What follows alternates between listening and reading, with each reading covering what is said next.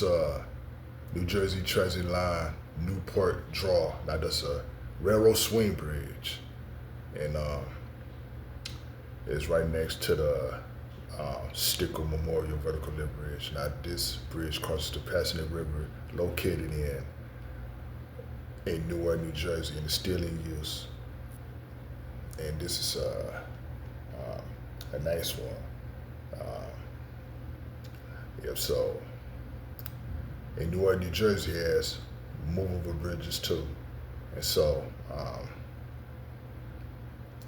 and it carries like deck truss 2-level swing bridge crossing the Pasig River, and this also carried the New Jersey Transit Line Railroad.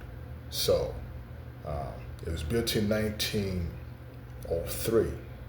So and it's still in use today. So this is also is carries Lackawanna Railroad, and so between Kearney, Harrison, and Hoboken, and